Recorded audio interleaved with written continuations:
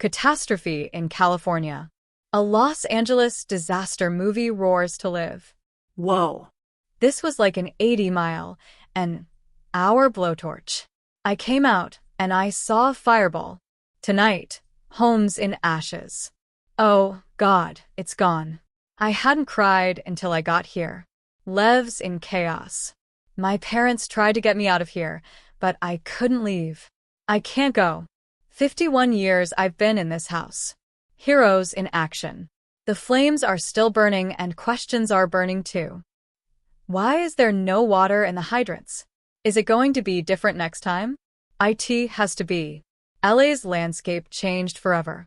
Its strength still stands. We are resilient. We'll find a way. We'll rebuild. We'll rebuild together. Now, the very latest from the front lines. Fire and ash, devastation in LA. Good evening. I'm Lester Holt. Everywhere you look in fire-ravaged LA, apocalyptic destruction as 6 wildfires turn some of the most iconic places in the world into moonscapes. 11 people are dead, more than 150,000 under evacuation orders, and some 10,000 buildings and structures have been burned to the ground. Tonight, stories of heartbreak, heroism, and hope. First, we take you moment by moment through the last 4 monstrous fire days, from the first sparks to the mammoth blazes, now unleashing their full fury across a great American city. It all began 4 days ago, when Los Angeles residents might have expected a beautiful typical Tuesday in their city. But that morning was different. Dry winds were blowing harder than almost anyone could remember. So around 10:30 a.m., when a small fire broke out along a bushy hillside near a state park, those winds quickly fanned the flames. LA firefighters got word on their internal radio channel. This has the potential for 200-plus acres in the next 20 minutes. We have a potential for structures being threatened in the next 20 minutes. The fire started to burn through the wealthiest and one of the most beautiful neighborhoods in the country, the Pacific Palisades. I rushed over there to pack my belongings, and I got the evacuation orders. Barely 2 hours after the fire broke out, residents began fleeing by car, but some got stuck in their tracks. The homeowners are saying they're unable to access any exit routes. There's fire on both sides of the road. Many abandoned their care in the gridlocked traffic. Fire crews used a bulldozer to clear a path. Crucial minutes tick by. By 4 p.m., the monstrous fire had gathered even more strength, devouring homes. I think over behind us on Palisades' fire-enchanted way, there's probably 4 homes that were lost. I could see from the roof. I could see a structure on fire. Firefighters tried to attack the flames with airdrops by helicopter as the winds kept driving the fire forward, toppling trees and receiving power lines. The only thing I heard above that wind was the power lines popping. By 6:30 p.m. on Tuesday, the Palisades fire had already burned more than 1,200 acres and forced the evacuation of thousands. We were here not too long ago. California Governor Gavin Newsom declared a state of emergency. It's incredibly important that we heed the warnings, the calls. We're not out of the woods by any stretch of the imagination. The governor was right.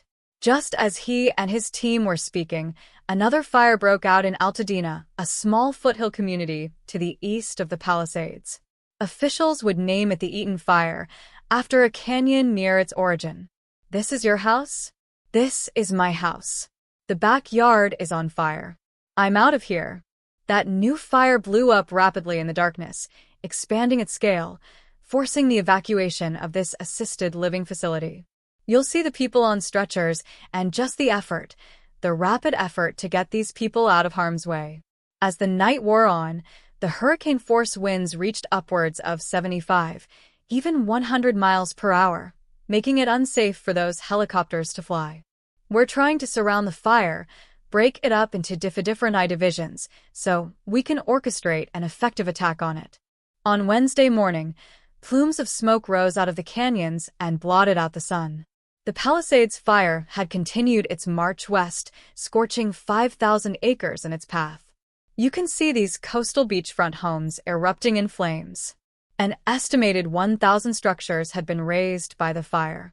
It's apocalyptic. This does not feel real. The Los Angeles County Fire Chief Anthony Marone didn't mince words. The fire is growing. We have no containment. There were the first reports of deaths from that Eaton fire. Uniform, fortunately, we have reported fatalities. We found people returning to see what the fire had spared and what it had not. I'm so sorry. How long were you here? My entire life. Yeah, I'm kind of in shock right now. Armed with garden hoses and buckets, people whose homes were miraculously untouched threw water onto smoldering roofs and yards. In Altadena, neighbors rushed to help a man hold back these neighbors desperately tried to keep a home from catching fire. And then rescue game. Indiscernible, more than 7,000 firefighters and emergency personnel had been deployed across the region since the fires began, saving who and what they could, fighting walls of fire often on foot and sometimes running low on water. Out of every fire hydrant you've seen, what have you found? Right now we're finding most of them are down or low pressure. Help was on the way. Fire trucks hit the road from neighboring states, but the fires didn't wait. Sunset Fire, oh my God. The canyon is on fire. A new fire took hold in the Hollywood Hills. Officials dubbed it the Sunset Fire and ordered people to evacuate. There was panic and gridlock on Sunset Boulevard as the fire pressed close to the Hollywood Bowl. And then a sound of hope people didn't know they've been waiting for, choppers in the air. Here, at least the winds had died down, giving firefighters a fighting chance. In fact, as the sun rose Thursday over Los Angeles, the winds remained calmer. Cal Fire's chief, this morning is a night and day difference from the last 2 days. I believe if it stays like this, we can actually turn a corner on these fires.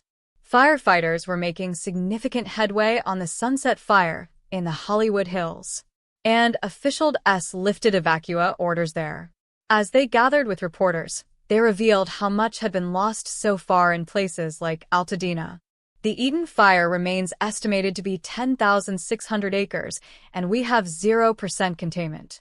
I have friends who have lost their homes, 2 who have lost their entire block.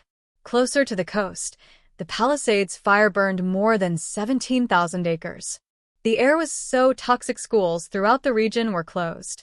Life here is unrecognizable.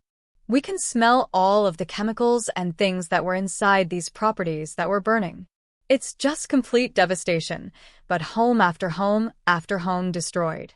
Early in the afternoon, television viewers witnessed a new disaster in the making. Flames from the Eaton fire were lapping at the edges of the iconic Mt. Wilson Observatory. It's also a vital communications link, housing broadcast towers from the entire Los Angeles area. We've been preparing for this for a couple days now. We're in a good place up here. We've got a lot of assets that rolled in early this morning in preparation for what's happening now. Hours later, the fire had retreated.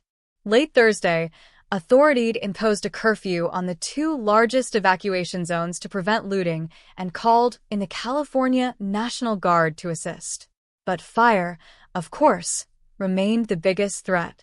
And sure enough, another one broke out, the Kenneth Fire in Bell Canyon. Evacuation orders went out.